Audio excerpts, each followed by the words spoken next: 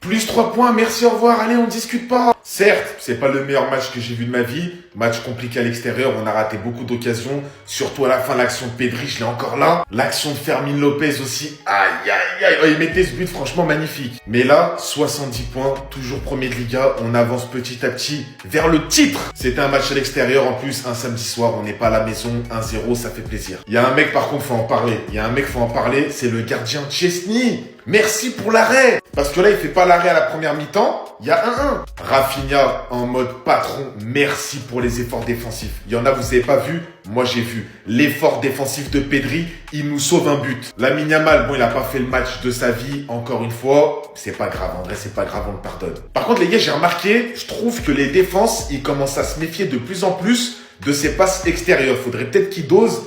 Parce que je trouve il y a beaucoup de passes extérieures ratées. Je pense qu'ils commencent à comprendre. On est toujours les premiers, on est toujours la meilleure équipe du monde, on est toujours la meilleure attaque du monde, frérot, ça bouge pas. Prochain match Dortmund en Ligue des Champions, il me semble, s'il n'y a pas de match avant. Je sais plus, je m'en rappelle plus. Bref, jusqu'à Barça. Pau. Voilà. Et voilà.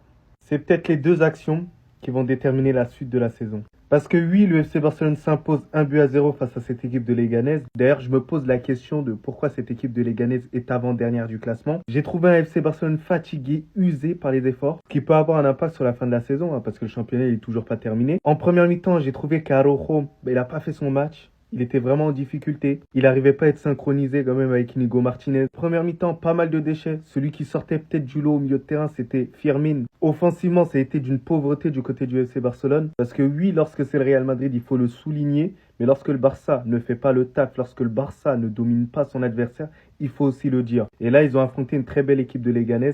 On sait que Leganés aime jouer contre les gros. Mais comme je le dis souvent, là, on est rentré dans la zone décisive. Tu dois gagner tes matchs, quoi qu'il en soit. Parce que là, c'est un CSC qui leur permet de remporter ce match-là. Les attaquants, ils n'ont pas fait leur taf là aujourd'hui. Mais là, t'as pas le droit à l'erreur. Tu prends tous les points. Et le Real Madrid doit faire de même. Je m'en fous du beau jeu là maintenant. Je veux juste qu'on remporte ce putain de championnat, la famille. Et sinon, en vrai, ça à toi. Moi, en tout cas, on dit alhamdoulilah.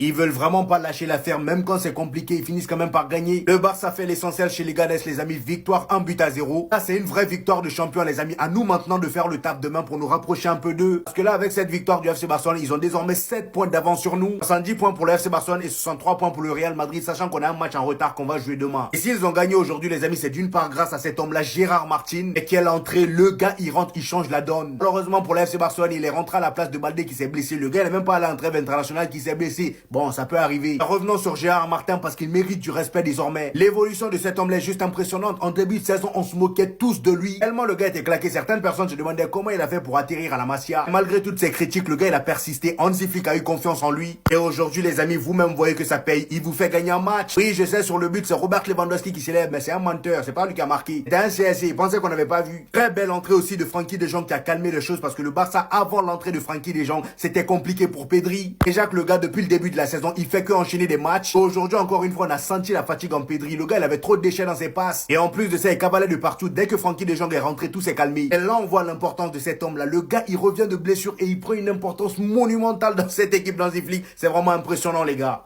Les Barcelonais, je sais pas ce qui arrive à Votaroro là, mais depuis un moment, je le reconnais plus. Depuis son retour de blessure, j'ai du mal à le reconnaître. Le gars, il est bizarre. Et moi, la partie où il me choque le plus, c'est balle au pied. Je comprends pas. Comment on peut jouer à un si haut niveau et avoir un niveau balle au pied aussi faible? Et qu'il prend le ballon, tu sens que ouais, le gars n'est pas à l'aise. Regardez toutes les dingueries qu'il s'est mis à faire aujourd'hui. Vraiment, c'était tellement flagrant que Hansi Flick l'a sorti pour faire entrer Frenkie de Jong. Dans ses courses, il est tout le temps en retard. Il se fait toujours prendre dans le dos. Franchement, je pense qu'il a besoin d'un atelier balle au pied pendant 3 mois minimum. S'il s'oppose à ça, retirez-lui déjà le brassard et dites-lui d'apprendre l'arabe. C'est mieux. Parce que quand le mec est sur le terrain, je sais pas comment les Barcelonais se débrouillent pour être serein. Et aujourd'hui, s'il y a bien quelqu'un qui n'était pas aussi dans son assiette, c'est Lamine Yamal. 23 ballons perdus.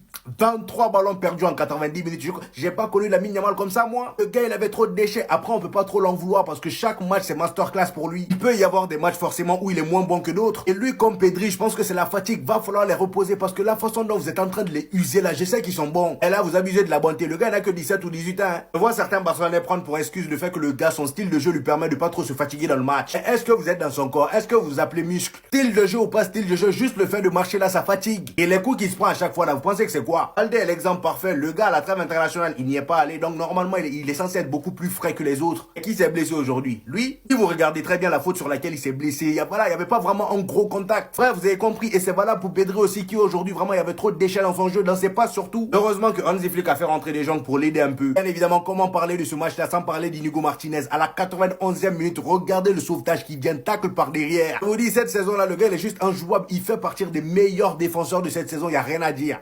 Oui, 7 Ah, ça c'est le nombre de points qui sépare le Barça du Real pour le moment. 7 points cherchés dans la douleur de ce putain de stade de Leganés. Qui viennent pas pour jouer au football, qui viennent juste pour casser les genoux de nos joueurs, qui viennent juste pour casser les jambes des Barcelonais. C'est plus possible, ces équipes-là, faut les reléguer. Mettons-nous d'accord, toutes les grandes équipes de Liga, pour faire en sorte que Retafe, Leganés, Cadiz restent en Segunda B. 1-0 victoire sur un CSC, 7 points d'avance. Bien évidemment, c'est temporaire en attendant le match du Real demain face à Alaves. Eux aussi, ça sera pas un match facile parce qu'Alaves sont également potentiellement relégables. Donc ils risquent de tout donner sur le terrain. Et on connaît ces équipes. C'est jamais par le football qu'elles s'illustrent. Force à vous les Madrilènes. Pour vous rendre compte à quel point ces équipes sont vicieuses, regardez Hansi Flick qui à la base lui est si stoïque sur son banc. Ils ont poussé Tonton à utiliser du vice. Il a mis la balle derrière lui pour pas la donner aux joueurs de Leganés. Je sais pas si vous vous rendez compte à quel point il faut être des joueurs de foot merdiques pour pousser Flick à ce genre d'attitude et de comportement au bord du terrain. Mais aujourd'hui c'est les 3 points qu'on retient. Uniquement les 3 points. Dans ce sprint pour le titre, c'est l'essentiel. Rien à dire, hein. Rien à faire quand t'espères des autres clubs. Malgré un excellent match de Leganés avec de très bonnes occasions. D'ailleurs, j'ai vu qu'ils allaient montrer une vidéo de motivation pour le match retour du Real Madrid en Ligue des Champions. Vous devriez leur montrer le jeu de Leganés, qui se verront eux-mêmes punir par un malheureux but. Un malheureux CSC but contre Caen. Qui sans ça d'ailleurs, je pense pas que le Barça gagne honnêtement. Avec ainsi on refait le monde. Dans tous les cas, le Barça a gagné aujourd'hui. Et malgré le manque de percussion aujourd'hui, ont quand même réalisé de grands efforts de blocage, ont su temporiser et ont su faire preuve de bonne patience, surtout dans les dernières minutes quand vous voyez Inigo Martinez faire ce genre de tacle. Si je me trompe pas, c'est Firmin qui m'a énormément surpris sur cette action. En pleine surface, il a failli nous mettre un but de Puskás, éliminant littéralement un joueur ici déjà, littéralement encadré par 3 joueurs, va réussir à faire passer le ballon derrière eux, mais ça finira hors cadre derrière. C'était une excellente action, vraiment incroyable. Les Ganes, honnêtement, je pensais vraiment qu'ils allaient essayer de faire quelque chose aujourd'hui. Ils ont essayé en vrai, on pas leur enlever, mais quand vous voyez qu'ils étaient très proches de la zone de relégation, qu'ils y sont toujours aujourd'hui, j'attendais au moins un point aujourd'hui. Et visiblement, on n'arrivera pas. Et j'ai l'impression que on est voué à espérer dans cette fin de saison les Madrilènes, mais on va avoir ni championnat, ni Ligue des Champions si ça continue.